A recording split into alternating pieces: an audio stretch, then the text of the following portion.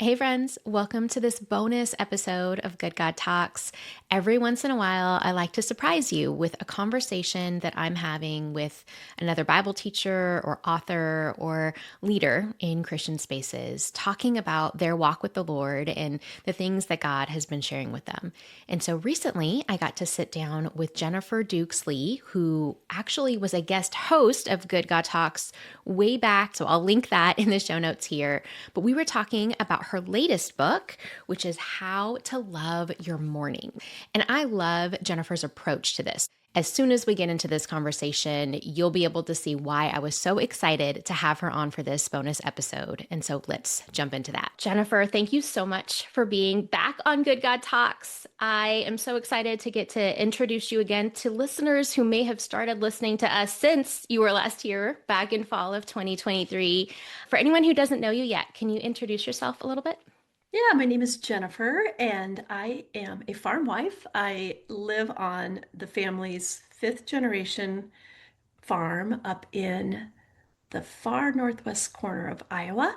And this is where we've grown crops and we've grown people here. We have two grown daughters, Anna and Lydia. Anna is a missionary in Indonesia, and Lydia is a student at Yale Divinity School.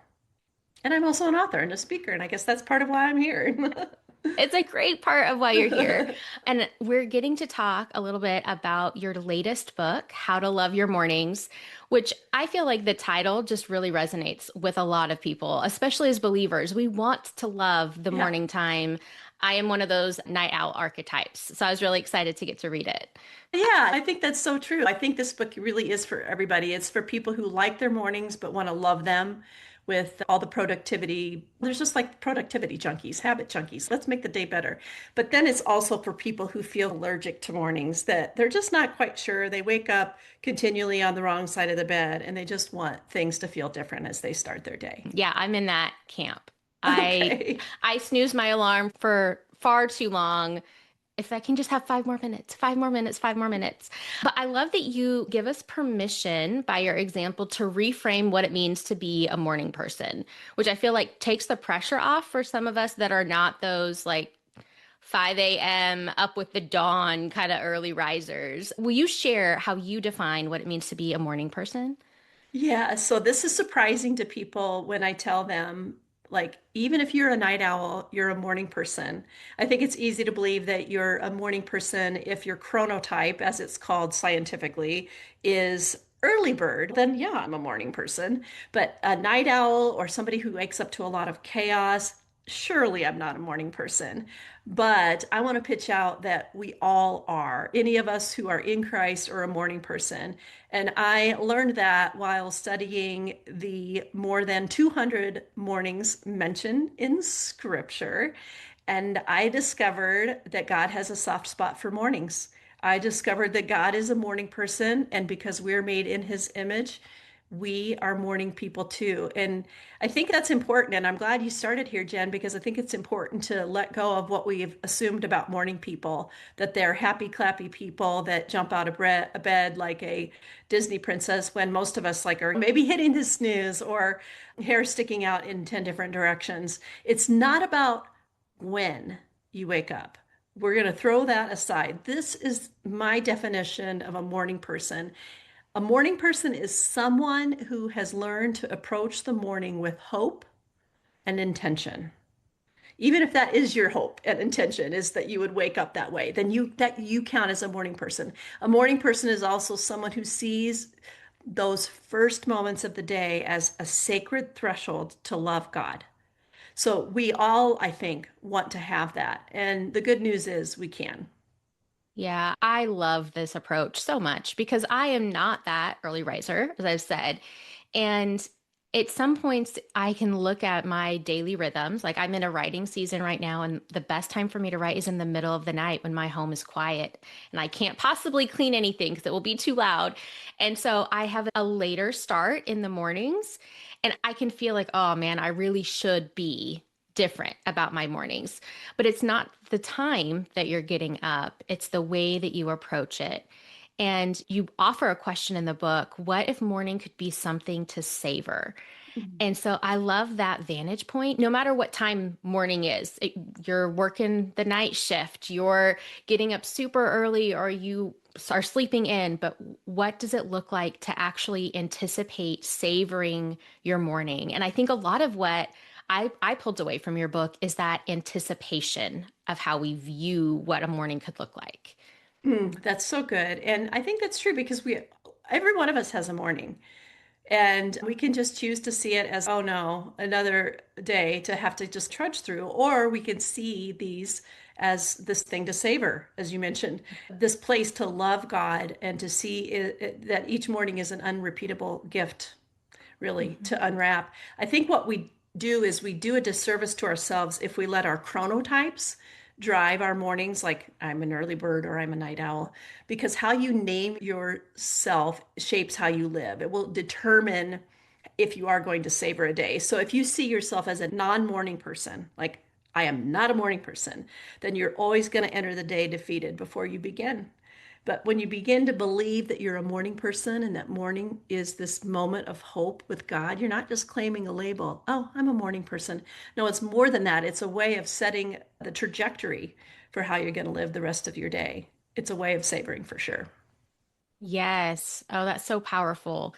And I want to pause there for a minute because I feel like it's easy to think, oh, I could be this way. I could be a morning person until morning comes and your email's going off, or you overslept, or you didn't prep enough the night before, or you're in a season of raising kids and something's going wrong, or someone forgot something before school. How would you encourage us to think differently about what to do when morning actually arrives? And it's difficult to maintain that perspective. Yeah, I think first of all, just to know, and I just want to say if you dread mornings or mornings are particularly hard in the season you're in, like you're not failing. Like you are human. It's not always easy to wake up thinking about sunrise walks or a yoga routine in front of floor to ceiling windows when you've got a full email box and bad medical news, a kid who didn't sleep. So a lot of times for women, that morning doesn't actually feel like a fresh start. The moment when the weight of life returns. Like my eyes are open, Yeah. and now what? So, my whole message is not work hard toward having a perfect morning. And I think when we let that go, it's super helpful. The message is really this: I'm going to meet God in the first moments of my day, even if my quiet time is messy, even if all I can do is whisper, Good morning, Jesus, or God help me. Like that counts. I really like to walk women through a healthy set of habits that get them to a place of starting their day off right. But they aren't things like everybody should get up at 5 a.m. Everybody needs to go do a half marathon before 6 and iron your bed sheets and have this kind of food and all those kinds of things. It is a holistic approach. But it starts the night before with good sleep. And then when you wake up in the morning to put a few habits in place that are accessible for you, not like doing a whole overhaul, the way we feel like after making these big New Year's resolutions that just never seem to work, but these little things that we can do that really frame our mind and change our mornings and help us to influence others in our life in a really positive way. Yes. And thank you for that because I am not one of those Pinterest picture perfect morning people. There's I'm so much not relief. either. I'm not either. I don't know, Jen. I don't know if I would have said years ago that I was a morning person because I see what the aesthetic is. I see these women bounding out of bed, and I'm like, how is the camera already trained on you at this moment? And going through this routine that looks really cool and is inspiring. I love watching those. That's super fun. But that's not the way it is for me. My feet hit the floor and I stumble toward the kitchen, as Dolly Parton would say, to pour myself a cup of ambition. And my Bible time isn't going to look like somebody's not going to put it on a Pinterest mood board. And there were times when my girls were little where it was kids at my ankles and Cheerios at my feet and a lot of interruptions. It's not perfect, but it was something that was really important starting my day and as a mom modeling it for my kids. Yeah, I would love to spend a little time there Okay. because the way that you talked about that in the book with your daughters and the experience that you were able to cultivate as a family in their younger years is goals for me. It is full on, I want to be invested in that way. I want to be intentional in my mornings that way. And it can feel hard to even know where to start in building that. But I felt like you made it very simple and practical when you realized as a mom that you wanted to cultivate a different type of morning for your family. Can you talk Hmm. a little bit about that? Yeah, I will say that my quiet times were anything but quiet. That when I was to be alone was to like go to the bathroom and hide with the door closed, but then there'd be like a child, like a tiny Darth Vader breathing under the doorway. That's just the way it is with little kids at home. But this book was actually my daughter's idea. They were like, you need to write a book about mornings because mornings were a great place for us. It doesn't mean they were perfect, but we had this attitude of everything will be better in the morning. Like the night before, there may have been friend drama or difficulty with the math homework or just tiredness from another busy day. But there was this idea that everything would be better in the morning. And the way that looked like in our house it wasn't again perfect, but it was me whenever I could to be present here to greet them into the day, to give them hope, to give them a hug, to have a conversation. It was about food. It was about fueling our bodies as well as our souls. It was about prayer every morning. Again, not like we're all on our knees while with a candle flickering on the table. It was like sometimes, very often, it was when we were in the car driving down our long rural driveway to the end where the bus picks them up. It's a very long driveway. So we would spend our time praying as we were driving. So if you were to take a camera and you would be like, this is simple, this is attainable. But it worked. It was how we approached our day, taking care of our bodies, taking care of our minds, taking care of each other, and taking care of our souls. Yeah. And that framework, I think, is modeled really well in the book where you're talking us through, okay, with all of yourself, bring your Mm. whole self to the Lord, love Him with all of you, your heart, your soul, your mind, your strength. And I think it's encouraging to know that wasn't this natural thing that was always really easy for you because I hear a lot, especially from moms with kids, young kids, older kids, and they start having extracurricular activities. There can be a lot of shame and guilt around mornings or even how we approach our quiet time, of this sense of I'm failing at it and I don't know how to do better.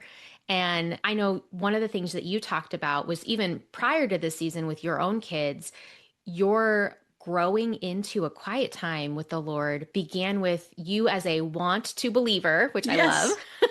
I think it's so relatable with questions, and your questions for God turned into quiet time. And so I feel like that gives permission again. So much of your approach in this, I feel like, is giving us permission to start where we are and not shame ourselves for our starting places.